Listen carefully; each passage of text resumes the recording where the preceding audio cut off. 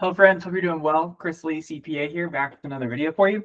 And today we are going to talk about writing off, claiming deductions for a business vehicle. So this is probably one of the most popular questions I get from newer business owners, and which is always interesting because everyone wants to write off their car, but it might be one of the most scrutinized areas, by the IRS and one of the areas of interest in an audit. And that's because there's some low-hanging fruit as getting dollars back because people do it wrong. And so today we're going to talk about how to what the math looks like a little bit for deducting a vehicle, and then what the requirements are on the taxpayer in order to claim those deductions. And so when we think about this, we need to understand that a deduction for a vehicle must always be associated with a business purpose. So we'll talk a little bit more about what that means, but overall, we need to think of this as a business vehicle. And when you have a vehicle that's both business and personal use, that's where you might have some difficulties.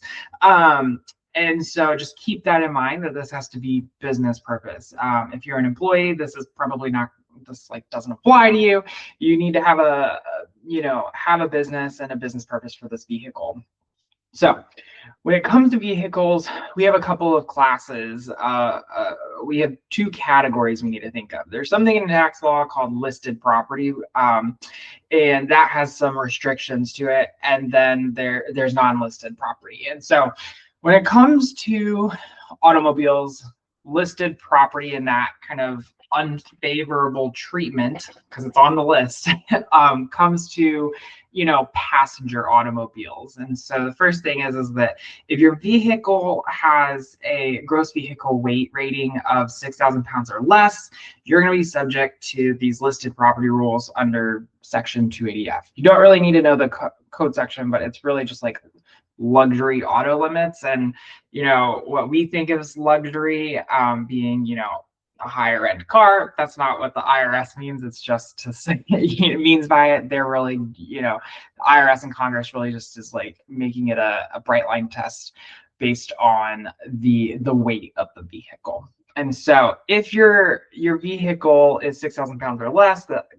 IRS classifies it as a passenger automobile, and that passenger automobile is subject to luxury auto limits. So when you're subject to those restrictions, you have much more substantial caps on the amount of depreciation. So light passenger autos, which are 6,000 pounds or less, have a max depreciation of around $20,000 in 2026. And then the next year that it's in service, you get more depreciation on it, but it's subject to these caps. And so it's just really important to understand that light passenger autos are going to be subject to caps of no more than $20,000 a year.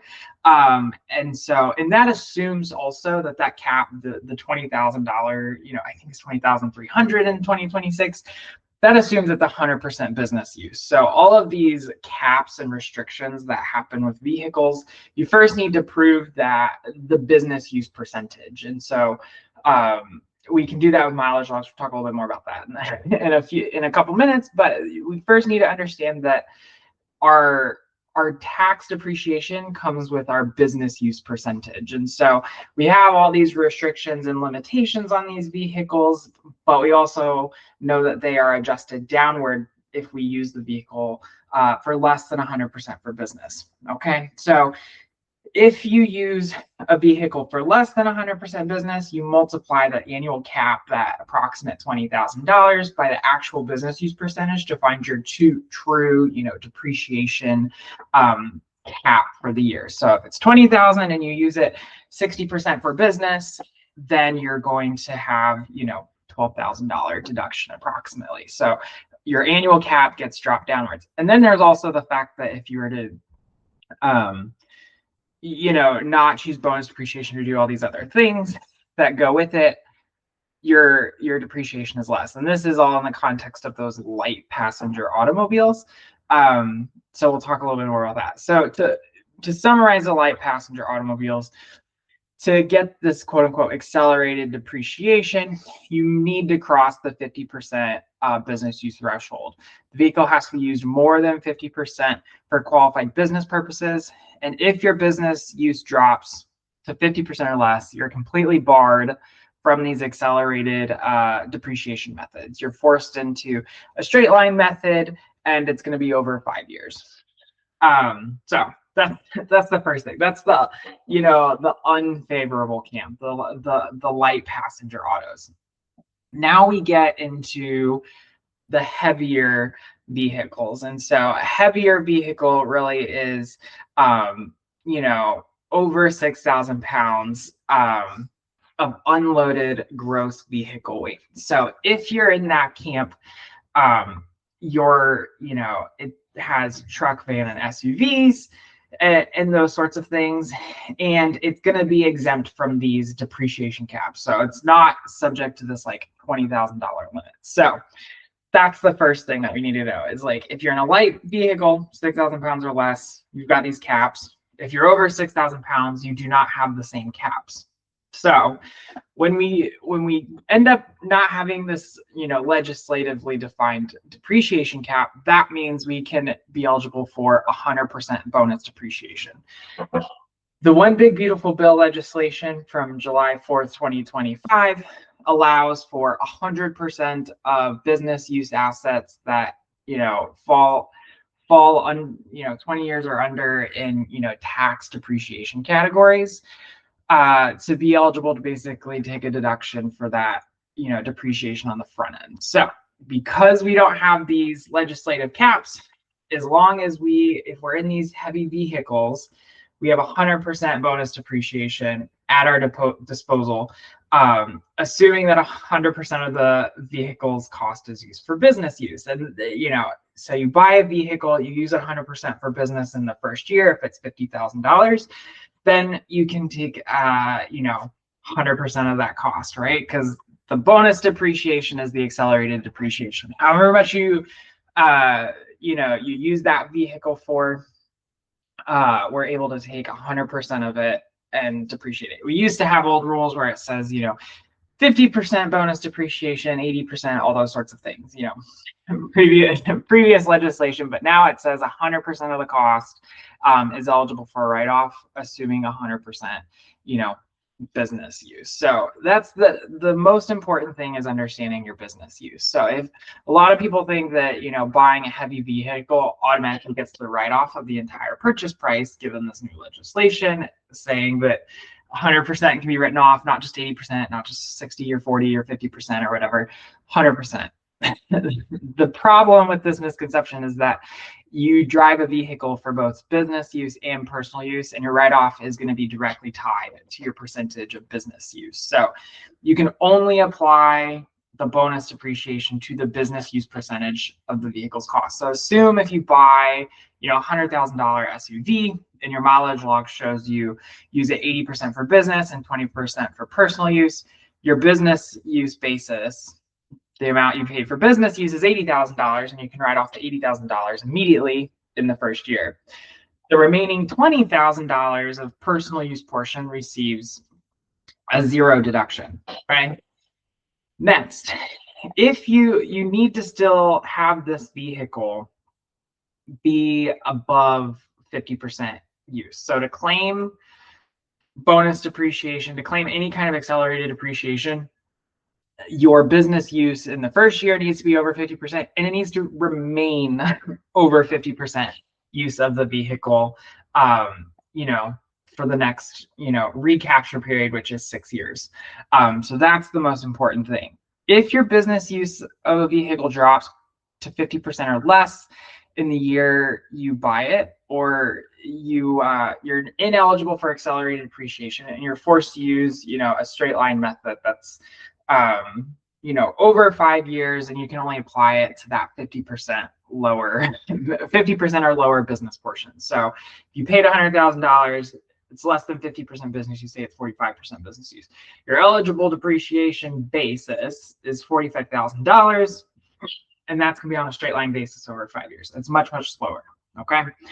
So the important thing to understand also is like this quote unquote idea of recapture. If you take deductions early on, that then tax law says you're ineligible to claim due to your business use percentage going, over 50% one year, backwards under 50% the next year, you're subject to recapture, which is to say all those deductions you took in a previous year become income in a subsequent year. So if you claim, some amount of accelerated depreciation in year one because your business use percentage was higher over that 50% threshold, but in year two, your business use drops, to 40%, the IRS is going to force you to recapture the excess depreciation. Okay, you'll have to report it, the difference between your year one write-off and your slower straight line depreciation as ordinary income. And it's, if you're subject to self-employment taxes and how you're structured, then that's also going to hit your self-employment taxes. So it's not just ordinary income. It might also be subject to self-employment taxes, which is an additional 15.3%. So we just really need to be conscientious of what's going to happen here. So it can be, problematic on that front. So how do you calculate this business use percentage? It's basically the most important question when it comes to vehicles. So qualified business use is the actual use of the vehicle in your trader business. So if you use it for investment activities like driving to maintain or manage a rental property, that's more of a passive activity. That counts. You can count towards your depreciation deduction, but does not count towards meeting the business use threshold.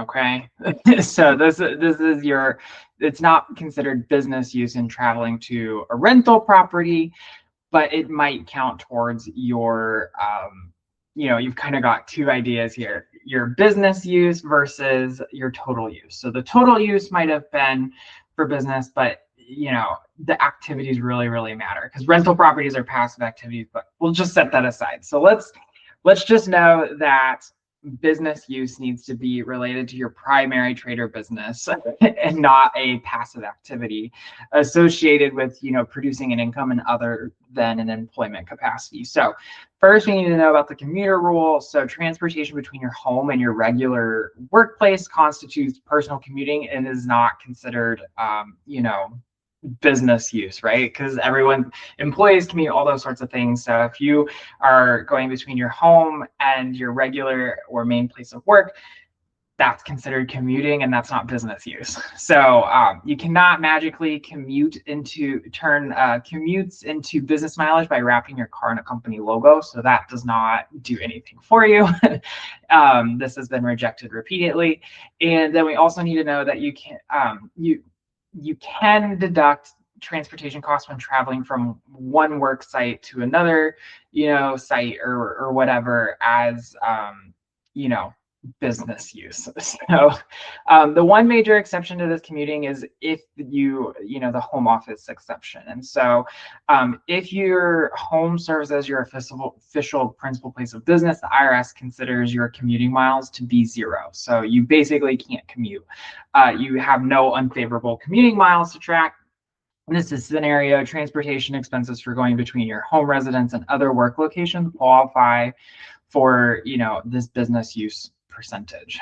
Okay, so just keep in mind that when we're counting this business use percentage, we're thinking about this vehicle being used in a trader business, not as a passive activity, or a related or unrelated passive activities unrelated to quote unquote employment, all that sort of thing. It really needs to be related to meeting with clients away from your primary business, and that's how you're going to track it. Anything that's moving to your primary place of work, or using those miles to go pick up your kids or anything, those are all going to be personal miles. Okay, so commuting is always not considered business use. Okay, when it comes to record keeping, the most important thing is to understand that you don't have a log, you don't get a deduction. So because business vehicles, regardless of the 6,000 pound rule over over 6,000 pounds or under 6,000 pounds, you have the same record keeping requirements. And so it's very explicit that you have to have adequate records to substantiate your tax positions. You can't simply just guess your mileage, extrapolate the numbers from your memory, or wait until, tax season or an audit to invent a log. You have to your documentation must support your 4 critical elements of every single trip and the exact amount of mileage, the time and place of travel, the explicit business purpose, the business relationship to the taxpayer. So you must record your trips at or near the time of use if you have a full, fresh memory, while you have a full, fresh memory of the details. For instance, logging your travel on a weekly basis satisfies this requirement. If you wait until you're under audit or scramble and patch a log together, the tax court will reject it. So a taxpayer prepared their mileage log in a specific case only after the IRS initiated the audit. The court ruled that the records were not credible and disallowed the entire deduction. This brings about another idea that comes out in audits and court history and all those sorts of things. So in normal tax audits, there's leniency called the Cohen rule, which basically says the courts will grant a reasonable estimate of a business expense if your receipts are messy. However, the Cohen rule is not allowed to be used for listed property. So if you lack a timely log, a timely detailed usage log, the IRS has the right to reduce your vehicle deduction to 0. And so the most important thing to understand when it comes to really any deduction, not just vehicles, is that if you can't prove it, it goes to 0 unless you fall into this Cohen rule. As we just discussed, the Cohen rule does not apply to listed property. So if you can't prove it, your deduction is 0. There's no reasonable estimation allowed. So the next thing is that your records must have a clear business intent. So if a taxpayer has a self-report ledger but fails to document the explicit business purpose, and it didn't clearly separate business trips from personal commute, the court is going to disallow those deductions, right out of the box. And so the next thing is to understand that the record keeping rules as it relates to vehicles are very severe, in that the quote unquote shoebox method isn't going to be allowed. So even in cases where taxpayers have had paperwork, but they just bring to tax court 1,000 pages that are unorganized and in a shoebox sort of thing, the documentation isn't going to be considered adequate enough, and the court can refuse to sort through the chaos and then throw out the deductions entirely. So when it comes to an audit, you're not passing the buck back to the IRS. It's the IRS or the tax court saying, prove to us that you deserve these deductions. And so when you're unorganized, you're going to have an issue. So when it comes to record keeping shortcuts and those sorts of things, if you're going to go the handwritten route, which I won't recommend, I'll tell you in a moment, a handwritten physical logbook for 365 days can be challenging. The IRS does permit a sampling method, which if you maintain flawless records for a representative portion of the year, the IRS will potentially accept, a 3-month business use percentage and count it as, representative of the whole year and allow you to claim that deduction. So you can have sampling windows, but that can be, that assumes you've got really good records. If you don't have really good records, then the sampling window isn't going to be permitted if this was ever called into question. So I always recommend that you have a digital log, and this be, done with GPS enabled, mobile mileage apps. The two that I've seen that are really good with my clients are the MileIQ app, easy enough for them to send their logs at the end of the year so we can track it. Or, an alternative to that is Everlance. MileIQ is probably the most popular, but I mean, these things are like $70 a year and they will serve you really, really well. Basically, you start your trip, your phone will sense that you're driving. Once you stop driving and you turn off your car, it's going to sense that you've stopped your trip, it's going to ask, is this business or personal? You make a couple notes, all of a sudden you've maintained your mileage log, and it took you, 30 seconds maybe. That's the most important thing. So the digital logs are great. MileIQ, Everlance, those are great. I've even had clients where like moving them to a digital log and explaining record keeping requirements to them that aren't particularly tech savvy. They download the app and they found like it's super easy. And even an example of one of my clients, he is working on a property of his, getting it ready, and he's doing some of the manual labor himself. And every time he gets in his truck to go drive down the long driveway of the property lines, his mileage tracking app is saying, hey, what's going on here? He puts the log in. And so even all those trips up and down a long driveway on a property, it is business purpose for his context. But all of these trips up and down his very long driveway are counting towards his mileage tracking for the year. And so these are all they're really helpful, they're really handy, and they're really good. So the IRS will find them perfectly satisfied and adequate, and it makes things a lot easier on you.